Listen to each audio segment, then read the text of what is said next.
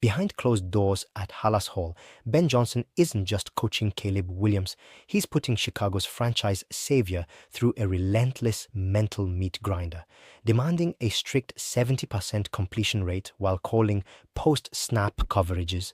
Johnson is scolding every minor misstep and treating a young playmaker like a 15-year veteran. But when you force an instinctual off-script magician into a rigid system box, you risk extinguishing the explosive swagger that made him special in the first place. Are these brutal, high-pressure tactics forging an unstoppable MVP-caliber phenom, or is Johnson systematically destroying his young quarterback's confidence before his career even takes off? In this deep dive, we examine the film, the fiery dynamic, and the exact razor-thin line between offensive coaching genius and catastrophic player burnout. The atmosphere in Lake Forest has shifted dramatically from cautious optimism to an all-out crucible. For decades, the Chicago Bears have searched for a true savior under center, a quarterback capable of elevating the storied franchise into the modern era of explosive NFL offense. When Caleb Williams arrived with generational buzz, the city believed the puzzle was finally solved. Yet, as summer practices unfold across the lush turf of Hallas Hall, the narrative surrounding the young signal caller isn't centered on effortless highlight reel throws or relaxed confidence. Instead, beat reporters and onlookers are witnessing an unprecedented environment of high-stakes scrutiny. At the absolute center of this whirlwind is Ben Johnson, whose arrival brought the promise of offensive innovation, but also an uncompromising, almost tyrannical standard of perfection. Johnson hasn't eased Williams into his sophomore campaign. He has dialed the pressure up to maximum volume, turning every single practice rep into a high-octane exam where failure is met with immediate vocal confrontation. During recent team drills, observers have noted a noticeable departure from typical quarterback development protocols. Rather than celebrating dynamic off-script scrambles or miraculous sidearm completions, Johnson has consistently pulled the emergency brake on the offense. Beat reports describe instances where Johnson stops plays in their tracks, stepping directly into the huddle to scold Williams for failing to identify a subtle safety creep or for missing a micro-adjustment in the blocking scheme. The pre-snap burden laid upon Williams is staggering. Before the ball is even snapped, Williams is expected to evaluate front-line alignments, set protection slides, read the leverage of cornerbacks, and process multi-tiered audio checks, all within a shrinking play clock. If Williams executes a spectacular 50-yard pass on pure athletic talent, but misreads the pre-snap blitz look, Johnson doesn't congratulate the outcome. He interrogates the process.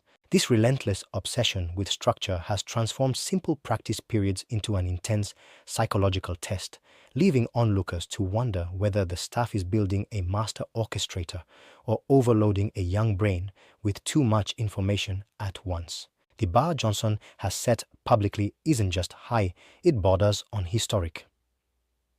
In press conferences, Johnson has explicitly stated that for this offense to reach its potential, Williams must maintain a minimum completion rate of 70% while simultaneously diagnosing complex post-snap coverage shells in real time. Hitting a 70% mark in the modern NFL is a threshold reserved for seasoned, master-level quarterbacks operating in total harmony with their system. Demanding that level of precision while forcing a young passer to process post-snap disguise schemes pushes the absolute limits of spatial processing and decision-making speed. Johnson's philosophy hinges on the belief that real progress only occurs when a player is stressed far beyond game day reality.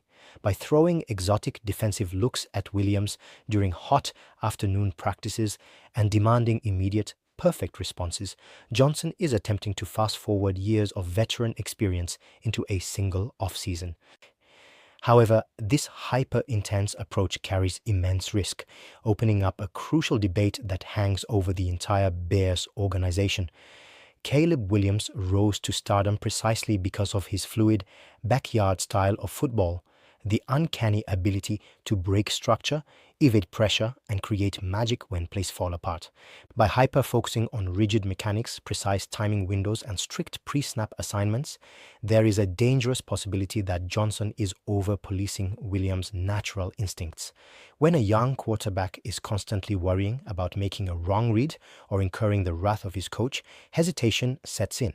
Split-second pauses in NFL pockets lead to devastating sacks, forced turnovers, and an overall erosion of confidence. The tension building at Halas Hall isn't merely about tough coaching in July, it is about the fundamental identity of Chicago's future. Is Ben Johnson's intense toughness laying the groundwork for a legendary career by instilling flawless operational discipline? Or is his micromanaging approach actively stripping away the rare, instinctual magic that made Caleb Williams special? As the pressure cooker intensifies, the football world is watching closely to see whether this relentless approach will produce an ironclad superstar or crack the foundation of Chicago's most prized asset. The fiery dynamic between Ben Johnson and Caleb Williams is not taking place behind a curtain of secretive corporate speak. It is playing out in vivid, unfiltered detail at the podium. When reporters press Johnson on his aggressive coaching style, the offensive coordinator doesn't soften his stance or offer boilerplate praise. Johnson has publicly stated that his job isn't to comfort Williams, but to push him into uncomfortable territory until the game slows down completely. He views soft coaching as a disservice to a talent of Williams' caliber, insisting that if a quarterback wants to command an elite NFL offense, he must accept ruthless accountability for every single detail. Williams, for his part, has maintained a remarkably poised public front, acknowledging that while Johnson's relentless scoldings can be jarring in the moment, he understands the underlying objective. Yet, beneath Williams' calm responses, body language at practice sometimes tells a different story. Slumped shoulders after a blown pre-snap read, frustrated helmet slaps, and deep breaths before entering the huddle. Understanding why this relationship is so demanding requires dissecting the sheer complexity of the scheme Johnson is installing.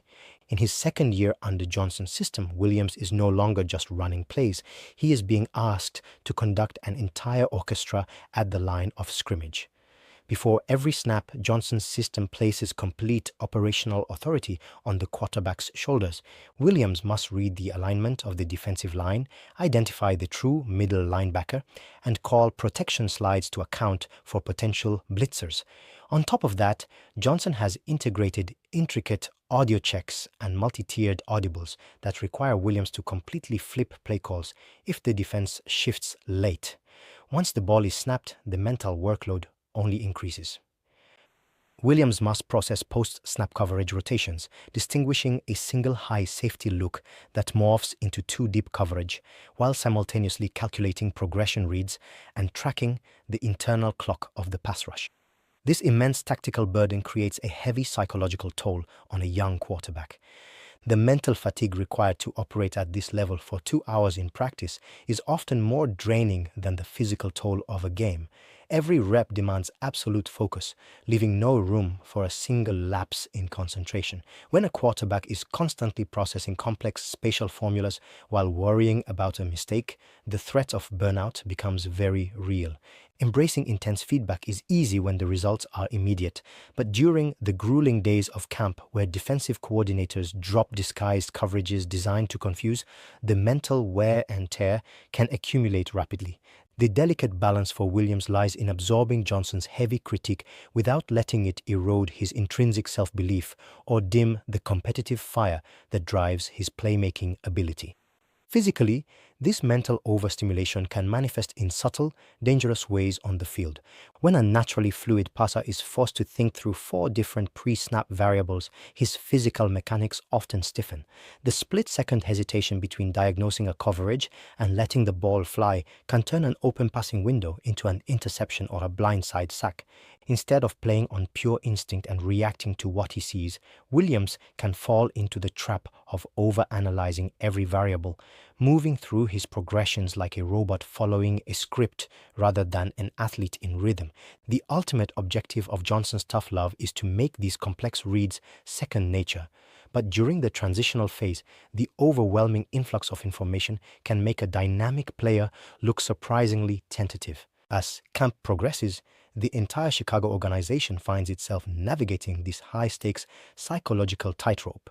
Johnson's demanding nature is designed to forge an elite operational master who cannot be surprised by anything an opposing defense throws his way on Sunday. But the human element cannot be ignored. Managing a star quarterback isn't just about tactical mastery, it's about managing confidence, rhythm, and morale. The ongoing dynamic between Johnson and Williams is a fascinating case study in modern NFL coaching, a clash between an uncompromising tactical purist and a generational talent, learning to navigate the heaviest workload of his young life. While the goal of micromanaging a quarterback is to build a machine of operational consistency, history warns that hyper-regulation carries a dark side.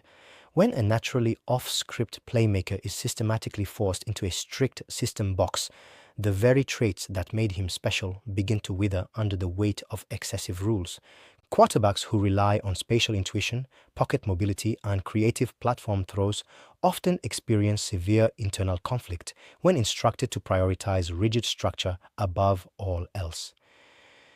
Instead of playing with fluid rhythm, the quarterback begins to overthink. Every dropback becomes a mental checklist, checking the footwork count, validating the pre-snap line assignment, double-checking safety depth, and scanning the progression in exact numerical order. The immediate side effect of this mental gridlock is a sharp decline in processing speed. In the NFL, where passing lanes open and close in fractions of a second, an overthinking passer turns high percentage throws into late, dangerous decisions or unnecessary, soul-crushing sacks. The NFL landscape is littered with cautionary tales of generational talents whose careers were derailed or stunted by excessively rigid, unforgiving offensive coordinators.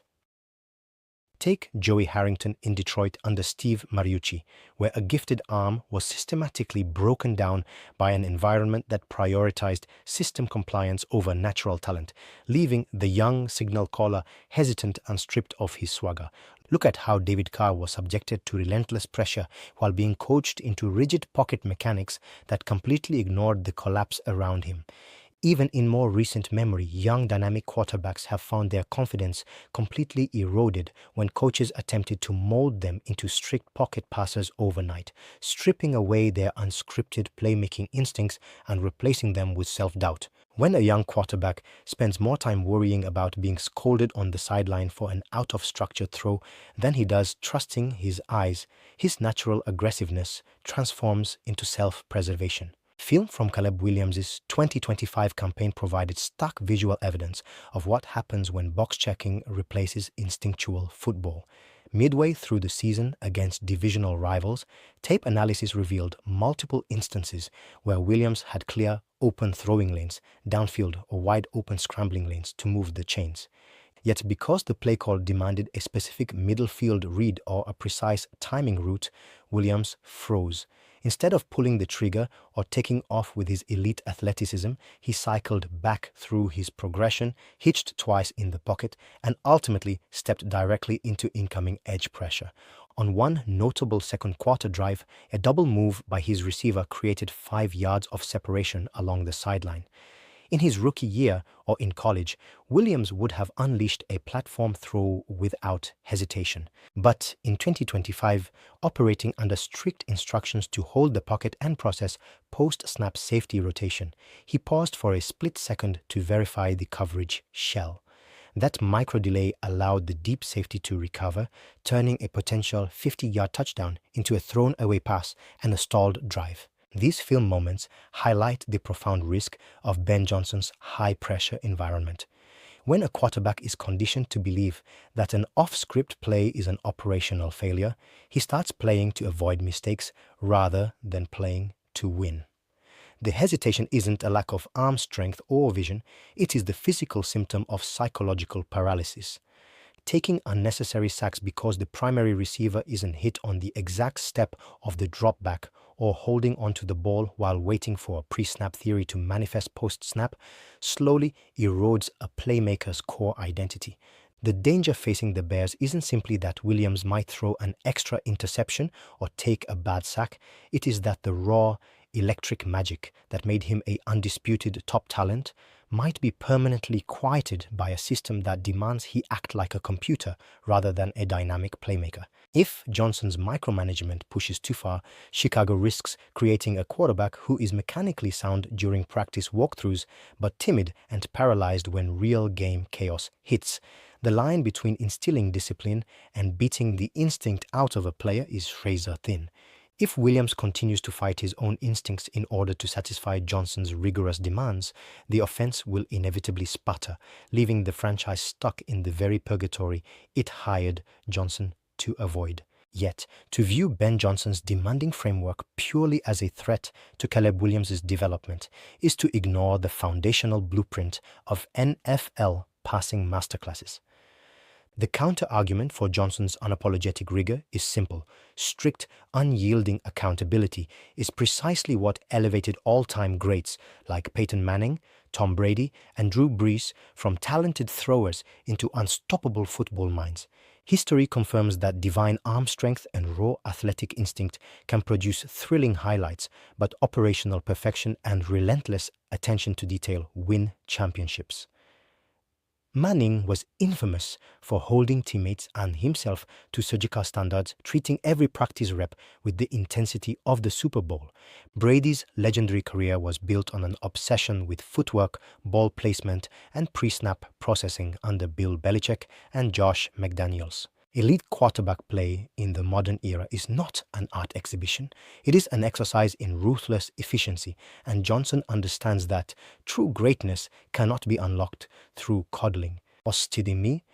At the core of Johnson's microfixes is a targeted effort to refine Williams' ball placement, transform his throw accuracy, and minimize turnover-worthy decisions. During Williams' initial steps in the league, his arm talent was undeniable, but reliance on raw talent occasionally led to erratic ball location, leaving receivers vulnerable to heavy hits or forcing them to slow down mid-stride. In Johnson's complex offensive system, ball placement is the difference between a minor gain and an explosive 50-yard run after the catch. By drilling Williams on precise receiver leverage, hip alignment, and exact release points, Johnson is attempting to eliminate the slight mechanical flaws that turn prospective touchdowns into incomplete passes. When Johnson scolds Williams for throwing a ball to a receiver's back hip on a short crossing route, he isn't being cruel. He is demanding the ball be placed on the front shoulder so the receiver can turn upfield seamlessly. Elevating completion percentage to the coveted 70% benchmark requires mastering these tiny details, converting routine plays into massive gains, and protecting the football by placing it only where his target can make a play. Beyond the mechanical gains, Johnson's intense approach establishes a transformative standard for the entire Chicago Bears culture.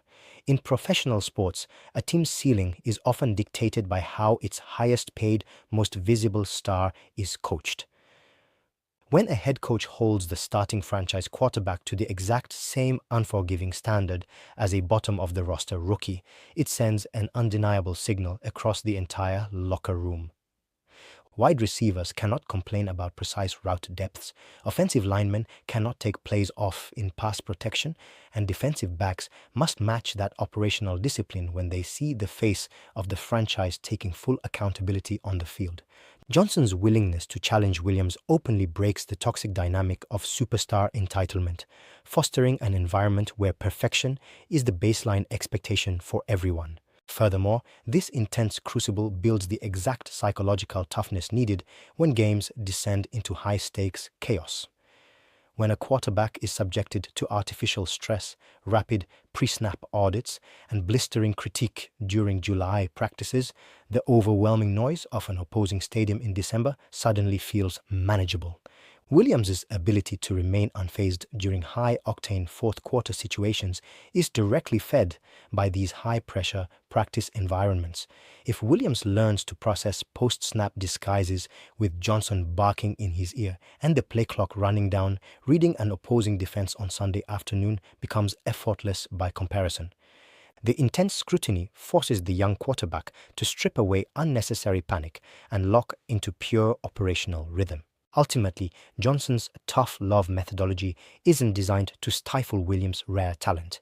It is engineered to build a complete quarterback capable of sustained dominance. By pairing Williams' rare physical gifts and off-script magic with elite pre-snap processing and surgical accuracy, Johnson is aiming to construct an unstoppable force under center. Rather than breaking Williams down, this unyielding accountability might be the precise crucible required to forge Chicago's long-awaited superstar into an undeniable master of the position. As the Chicago Bears prepare to step onto the field for preseason action, the world will finally see whether Ben Johnson's intense crucible has forged a masterpiece or pushed his franchise quarterback to the breaking point. The answer won't be found in flashy preseason statistics or a single jaw-dropping highlight, but in the subtle operational indicators that signal total mastery of an NFL offense. Pay close attention to the overall tempo and rhythm of the drive from the moment the play is funneled into Caleb Williams' helmet headset. When a quarterback is operating under true mastery, the huddle breaks with military precision, the line adjustments happen with crisp authority, and the ball is snapped with zero pre-snap hesitation. Watch his eyes at the line of scrimmage. Is he frantically scanning the field while fighting the play clock, or is he calmly dissecting the defense and checking into high-leverage audibles with effortless confidence? The most revealing metric in preseason action will be Williams' release speed and post-snap anticipation. In Johnson's system, success hinges on getting the ball out of the quarterback's hands and into the palms of playmakers in stride. Look for whether Williams is throwing receivers open before they even complete their break, or if he is waiting to see the separation before letting fly. Notice his footwork when dropping back under center, an area Johnson has aggressively prioritized to unlock play-action explosive plays. If Williams is dropping back with fluid rhythm, sticking his back foot in the dirt, and unleashing accurate passes within 2.5 seconds of the snap, it proves that Johnson's brutal post-snap demands have become second nature. Conversely, if Williams holds the ball, hitches repeatedly in the pocket, or takes unnecessary sacks while waiting for perfect coverage confirmation, it will be a clear red flag that the mental overstimulation is still causing hesitation. So, what is the final verdict on the high-voltage dynamic unfolding in Chicago? Is Ben Johnson pushing Caleb Williams too far, or is this ruthless accountability the exact recipe required for a legendary MVP run? The reality of elite quarterback development is that true greatness is never born in a comfort zone. While soft coaching protects a player's ego in the short term, it ultimately sets a ceiling on their ultimate potential. Johnson's uncompromising standard may feel harsh, but it is calibrated specifically for a signal caller who possesses generational gifts. Williams didn't come to Chicago merely to be a solid starter or make occasional Pro Bowls. He arrived with the talent to rewrite NFL history and carry a starved franchise to the mountaintop. To achieve that level of sustained excellence, his rare off-script playmaking must be paired with surgical pre-snap execution and post-snap processing. When you evaluate the evidence, Johnson's intense methodology isn't an act of micromanagement designed to stifle talent. It is the supreme mark of respect for what Williams can become. Great coaches only push players to the absolute limit when they know the player possesses the mental capacity to handle it. By demanding a 70% completion mark, holding Williams accountable for every micro detail, and turning practice into a high-pressure lab, Johnson is systematically eliminating every vulnerability that opposing defensive coordinators could exploit when November and December football arrives. If this intense partnership continues to click, the NFL won't just see a young quarterback making a standard leap. They will witness the emergence of an MVP frontrunner leading a lethal, unstoppable offensive machine. Now, the floor belongs to you. Is Ben Johnson being too harsh on Chicago's prized signal caller, or is this relentless discipline exactly what elite coaching looks like?